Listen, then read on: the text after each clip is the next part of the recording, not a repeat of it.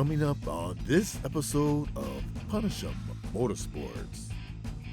For 32 years, you have known him as the wild and crazy guy. And oh, good stuff. See you soon.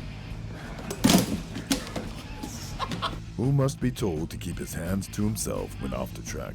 The helmet is mounted where I cannot drop it, so it's mounted like on the ground. So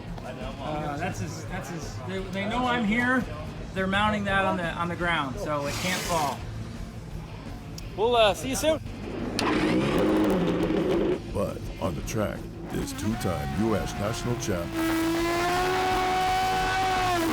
has been in the sport of NHRA Pro Stock Motorcycles longer than anyone. Coming up, Steve Johnson takes you down to 1320 and explains how to ride one of these 400 horsepower two-wheeled missiles.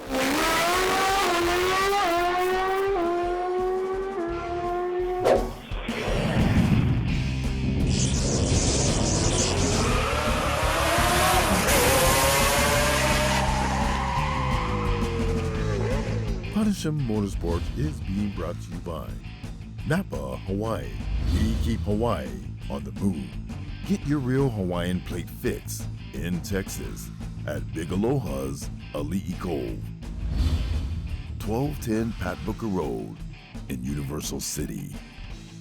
DMP Awnings, they've got you covered. Aloha and mahalo for tuning in to PunishUM Motorsports. In the sport of drag racing, one of the least understood vehicles are these two-wheeled missiles. Steve Johnson, the two-time U.S. Nationals champion, will show you what it takes to tame 400 horsepower on just two wheels. The specifics of racing a pro stock motorcycle are a little bit different than other things because obviously we don't have the seat belts and we don't have the roll cage and the doors around us. So being safe is an important feature here. So you have to obviously make sure that your crew's in tune with everything that you're doing. And when that's right, then you can get on the motorcycle and you roll it into the water, gets the tire wet. You put it in third gear. They come in with an outboard starter and it spins the crank with 24 volts. The engine starts. It makes about 400 horsepower. You snap the clutch out, you give it the gas, you hold the front brake. That will actually hold a 600-pound motorcycle. The rear tire is spinning. The rubber gets to about 150 degrees in temperature. Then it's real soft and pliable. You come out of the water, you're rolling up to the starting line, and one of the most important things is looking way past the quarter of a mile, looking as far as you can possibly see. You pick something out in the distance, because when this thing gets pulled back and you shoot it like an arrow, you want to make sure it's straight, because the front wheel is going to be in the air for half the distance of the racetrack. And turning the handlebars isn't going to do any good when the front wheel's not on the ground.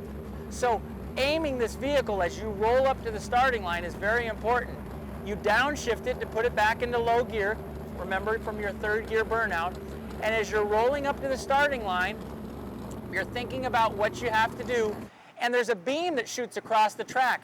Your front tire will break that beam and it will turn on a light on the Christmas tree. That is a pre-stage bulb. When you're ready, you're mentally ready, and typically the other person that you're racing has also done the same thing, pre-staged, so you're both lined up at the same spot. Then you'll say, all right, I'm ready to race, and you roll into stage. There's one more beam that your front tire breaks that, and there's a second light that comes on the Christmas tree. When the other person's ready, he'll do the same thing. Now is when it gets exciting. An electronic timer that will fire the Christmas tree. When those lights come on, you pop the clutch as fast as you can. That's where you get a reaction time, the person that reacts the quickest to those yellow lights. Now the motorcycle is getting ready to go. Now, you've just reacted to 0.4 of a second from yellow to green. Now, you don't want to wait for green because obviously the other person's already gone. You want to pop the clutch as soon as you see yellow. A human being thinks at about 25/100ths of a second, okay? When you see something to react to it, it's about 2500. Now the motorcycle, the clutch has to engage. Now the chain gets pulled by the transmission rotating. Now the rear tire gets pulled forward and it squats. Then the front tire starts accelerating and lifting. Then it breaks the beam, and when it breaks the beam, that's what starts the electronic timer. In other words, a lot of things happen when you react. You're traveling 0 to 60 miles an hour in 1 second. 3 Gs. No seat belts, no roll bar, no harness, no anything. Now you have push a button when a shift light comes on and it tells you basically to shift, and it pneumatically shifts it into the next gear. When it does that at 14,000 RPM, man, it is a real acceleration, because normally when you shift, you decelerate. In race vehicles at the NHRA, all of them accelerate. So you do that for 6 gears at 13,900 RPM, 13,800 RPM, 13,700 RPM. As you get down to the last gear, the front wheel's back on the ground, and incidentally, the way you steer it is with your foot pegs, because you don't want to lean, because now all the wind is pushing you. You want to stay really tucked behind this windshield, and you push with your feet, and that's how you steer the motorcycle when the front wheel's not on the ground. So as you cross the finish line, you're going just under 200 miles an hour in 6 seconds. Hopefully you've won. There's a little light on the wall that you see. The fans see the big scoreboards and your elapsed time and your mile an hour. But probably the most exciting thing that nobody ever gets any attention from is stopping. These motorcycles have this little teeny tiny tire, and we all know 80% of the stopping force on a motorcycle is from the front.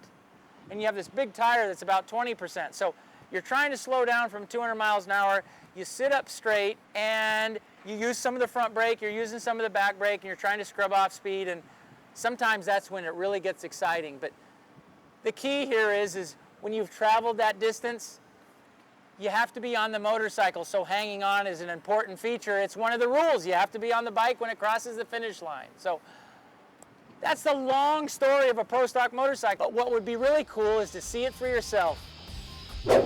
What you need, it does. Miller Welders. And by Kalitta Air, the official air carrier of PunishUM Motorsports. Scott Crinks, the finest in the world. Steve is the only person who has been in the NHRA Pro Stock Motorcycle class since it began 32 years ago. And if you stop on by his pits, bring him a bag of these. He'll love you for it. Well, we've come to the end of this episode, and we hope you had just as much fun hanging out with Steve as we did. To see what's coming up next, stick around to the end of the credits. So, till next time, a hui ho, as we say here in Hawaii, always remember to keep it off the street and on a track, and speed safely. Aloha. For PunishUM Motorsports, I am Samson Kealoha.